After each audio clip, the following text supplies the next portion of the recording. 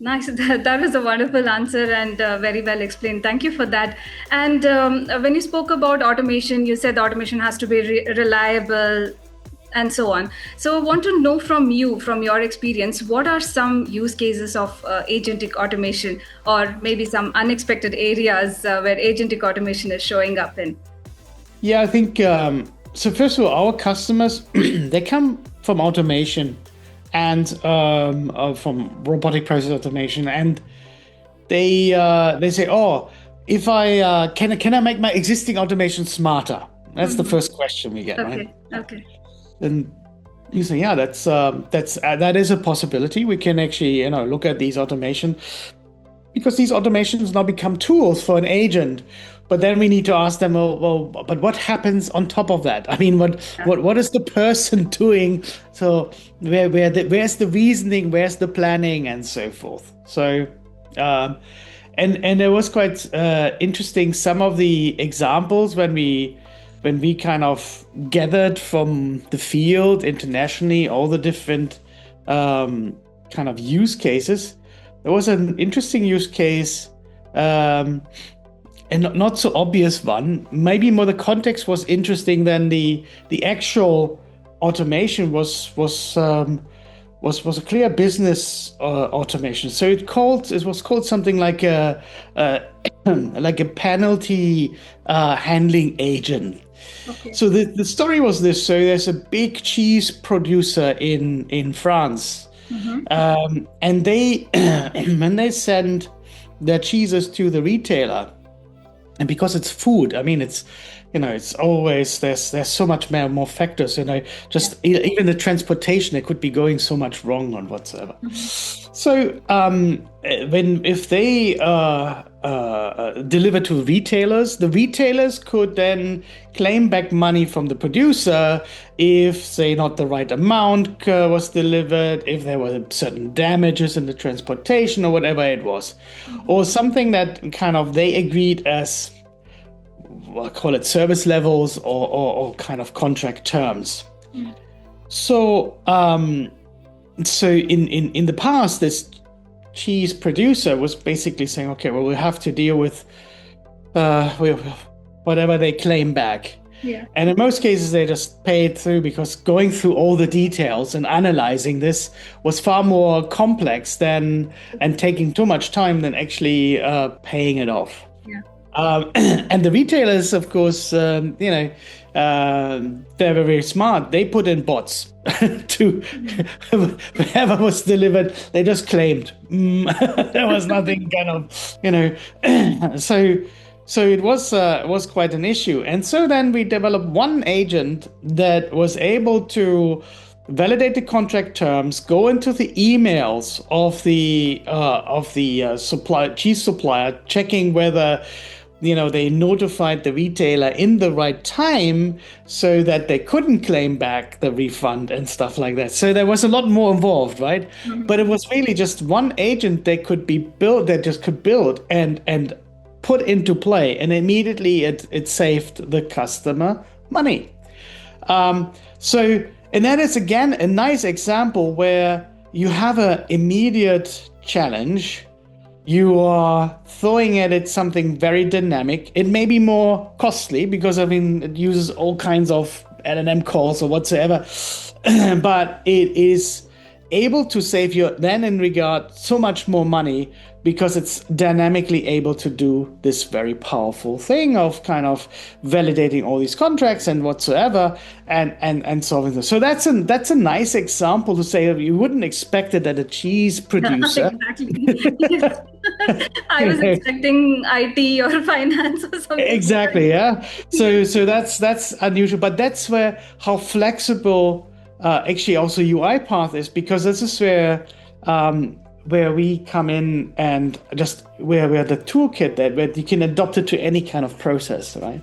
Yeah. And so that's still a good example where people can say, well, we just built that one agent that solved this.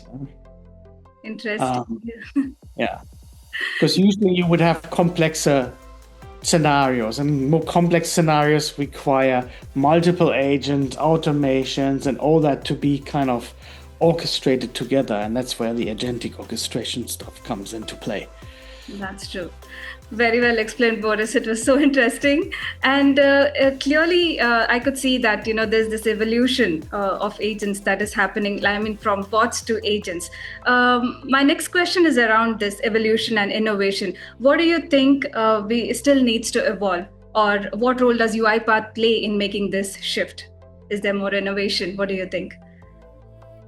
Yeah, so I think in the moment, you're still at the beginning. Not technology-wise. Technology-wise, we could already be, we are already at the level where robots develop robots, automation, AI generates AI, and all that. That's already there. Mm-hmm. But the level of applying that into our operational life, into companies' life, and so that's still that change step is going to take a few years. Mm-hmm. So this is quite it's a big gap. The gap will be bigger and bigger because our technology will advance so much more. Our models will become so much better. Mm-hmm. Our AI will even learn far more than just language. It will learn more visual, so it becomes closer to understand the real world. And so that's what the current AI guys are really kind of researching about. Mm-hmm. So that gap is going to be huge. And then in the company, and then the gap in the government even higher. Mm-hmm. So that's going to slow this down.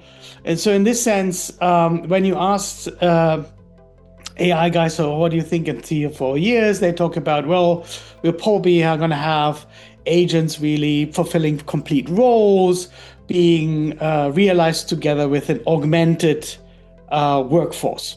Yeah. So that's kind of the expectation that I think realistically will come in the next years.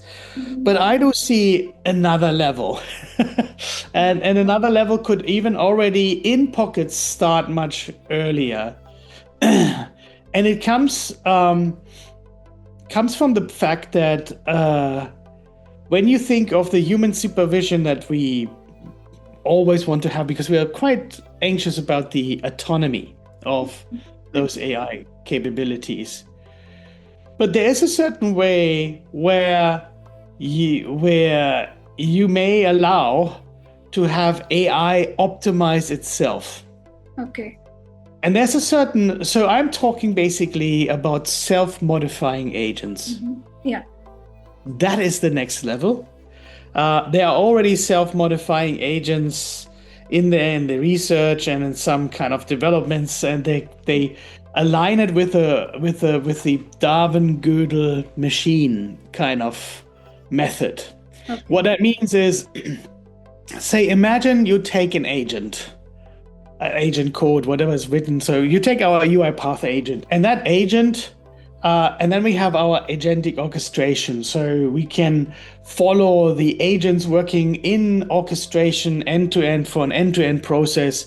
Mm-hmm. We also capture the entire monitoring data, so the entire process intelligence about this end-to-end automated process. Mm-hmm. So if you would take that data and you would apply an AI agent that says, well, this is how we could, comes up with the idea how the actual agent should be modified in order to improve. Yeah. So they come in with that idea and then they give it another agent that then generates a new code or optimizes the instructions or whatever it may be. And then because our agents have test evaluation sets, it could then take that agent, runs it against the test evaluation set and validate whether the score is becoming better. Mm. So you have to benchmark. So that's the Gödel thing. So the Darwin thing is basically the evolution. You just create kind of a clone of something, not so randomly, because we have the process intelligence of the end-to-end. We could actually really have far more targeted optimization or modification or mutations of that particular agent, create that new mutation, then benchmark that mutation and see how it kind of is optimized. And when it's optimized, we bring it back into the entire orchestration.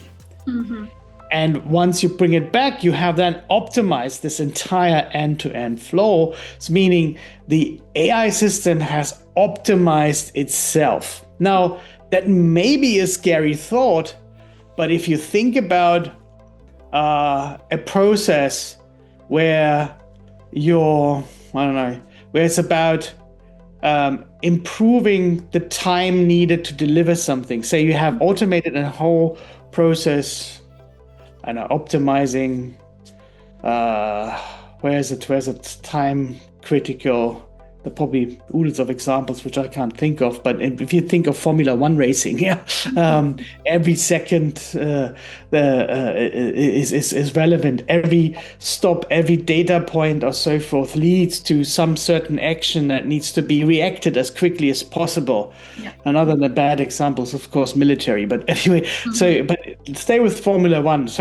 And now you have a way to build agentic AI around it. They will be able to identify and monitor the data gathering and say, actually, I should optimize this agent, and basically coming up with an innovative idea. True.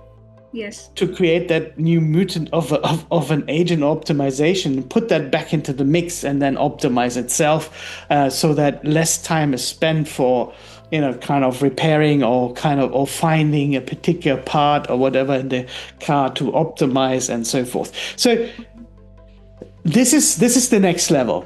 This is the next level, and it's going to be even more difficult for us humans to accept that level of autonomy and the level of innovation itself. So basically allowing the AI to originate something totally new. And we already have AI originating things, but it's bringing that into our daily operations processes that impact us, impact the products we buy, we eat, we enjoy, or whatsoever, or we depend on, is going to be a much bigger role. So I think that's going to take us at least another 5 years or more, unless we have a more sad situation in the world to change that could impact, to accelerate many of those things like it has been done in the past. Yeah. So the evolution, the technology is evolving at a faster pace. It is up to us humans to cope up with it and also have that mindset shift to accept it, correct? Yeah. And it will be difficult because just think about it. So there's an interesting something I noticed here in the UK when they were talking about the fact that there's so many less roles for young people to take on, job opportunities, and are offered in the market. And then they tried to kind of link it to AI. Did AI take away those opportunities? In a way, if you let's take just the legal practice.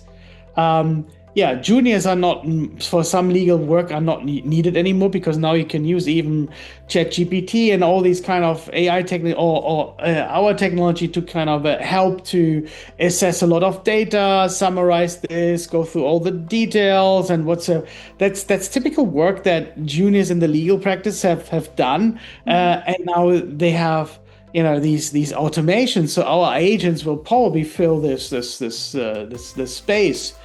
And we are in a situation where all these young people, not everyone has learned how to build agents and so forth. If they would be able to know how to build agents, then boom, they would be immediately deployed. And of course, they could that's how the cycle closes. But we're in this ditch where the education system doesn't even know about it, about giving that technology to those students and making it relevant for them.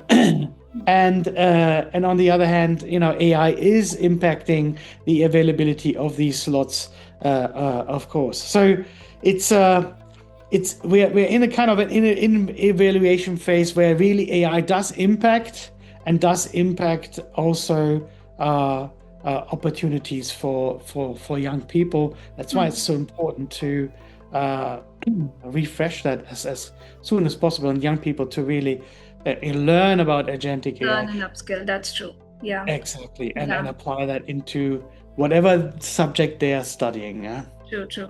On that note, UiPath Academy has released some brand new courses on agentic automation, how to write better prompts. So it's my request to viewers to log into academy.uipath.com and take a look at the various courses on agentic automation, upskill yourselves, and stay ahead of the curve. On that note, Boris, talking about people and teams, maybe this is a chance to call out distractions. What do you wish more automation teams focused on instead of chasing the shiny thing? Do you think they're focusing more on flashy demos, but are missing out on foundational stuff like governance? What is your take on this? Well, we are still in the exploration phase, so yes, play around with shiny things and get inspired. We still are in the inspiration phase. We still need to, understand this whole and play around with it and so forth. That's fine. But yes, I think we are all aware that governance, control is a much more important topic. I think what we need to see is what I would like people to understand, but it only comes once they really play with it and try to apply it into the real world, is that when I explained the layers at the beginning, Yeah. that it's not, here's an agentic automation and that's it. Yeah. It's a living thing. Yeah. It's you may want to optimize it. You may want to kind of break it down, make it more deterministic. You may have a situation where the agentic automation is the right tool in that moment, but not if the situation scenario changes. So if you need something to be solved fast by a process that figures out its own way to solve something, then that may be, but for a kind of optimized running process, that may not be the right approach. So all those things I would like people to explore more, but they can only explore it once they kind of applied that into the real world a little bit more. So think about the fact that agentic AI is not an object, a thing, a machine that you're just like a car where you just drive and it just drives. And whenever you want to go from A to B, you just drive. No, it is actually a very dynamic tool that may also apply better to a certain situation. For a very flexible and fast need, whereas when you want to optimize it, you may want to redesign it in a different way. I don't know in which industry you have it. Like it's certainly not in the manufacturing industry where you actually want to build something and then it has to run many years in exactly that configuration. I think that's the key thing, to understand that agentic automation, agentic AI is so dynamic that it's not running always, or it's not the optimal solution for only one configuration. Good. That's a very good point to note.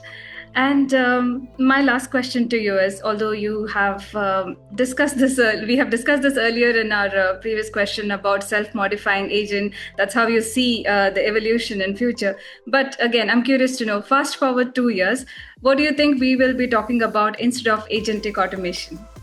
It will still be agentic automation, and probably people will be talking about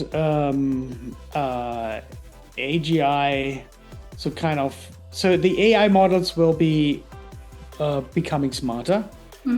AI models will increase in understanding the multimodal world. So from visual to, already they can to a certain extent, but it's not that they understand. Right now, they understand just the context of language or the semantics of language and operate with that and break everything down. But there are models that kind of work with imagery in a different way, and then mixing those models or methods. So I think that's what the kind of world is going to explore, and where things are going to go on the fancy shiny part that kind of we will play around with. But we will soon also get more and more worried about the downside of it. So I just recently had a presentation where they said, "Oh, don't use the term workforce, agentic workforce, because it's people are." So there's the for us enthusiasts, yeah, we're all excited. Yes. But I think the rest of the world gets more and more anxious. So that's why I think talking about the challenges in AI, there will be more discussions around it. Talking about the kind of social impacts, ethical impacts, moral impacts. This topic is still going to go on for sure. Yeah. Maybe somebody's coming up with the next terms called something like hyper-agentic. Like we had hyper-automation, hyper-agentic automation, or something like that. Somebody will give it a name, but anyway, I think we have a lot more to chew with now than before, when it was a kind of rule based, and AI was very specialized, very specific, was based on regression prediction models and so forth. Yeah, so what I understand from here is it's all about humans shifting to that mindset, adapting to this change that is going to happen, be ready to accept, be open to all the changes that are going to happen. I think that's how I can summarize this. Yeah. I mean, I have even written, I even got as far as thinking about, well, maybe if AI would manage humans, maybe we humans would be more effective or more happier. But that would kind of freak everybody out. But it's an interesting thought. Yes. I don't know, maybe if, in another 5 years or so, I get to interview you. And No. I mean, I'm not implicated. It was just an interesting thought model, and kind of, because there's there are management models out there called the holacracy model. Yeah. I don't know whether you ever heard of it, but there are companies that operate not hierarchical like every other company, but in circles and in a different way. And it's quite interesting. And with that method, you could even, have, how do you manage these circles in a fair way or so forth. You could apply AI. You can't really do it in a hierarchical manner. But then that's exactly where the point where we maybe disconnect from what humans need. Then what we could kind of imagine, a kind of a system that kind of a techno, I don't know, augmented world where humans are just part of it. I don't know. That's a highly philosophical question, but it's interesting. I mean, just to kind of explore these thoughts. That's true. It was very interesting talking to you, Boris. I want to thank you for sharing your insights. I enjoyed this conversation. Thank you once again. You're welcome. Thank you. Viewers, we hope you enjoyed this conversation and found it inspiring and insightful. If you're looking to build automations or do something new with respect to automations, I hope this video helped you or you got some clarity and ideas to try out. Thanks for watching Chat with Melissa, and stay tuned for more such stories on agentic automation. Bye.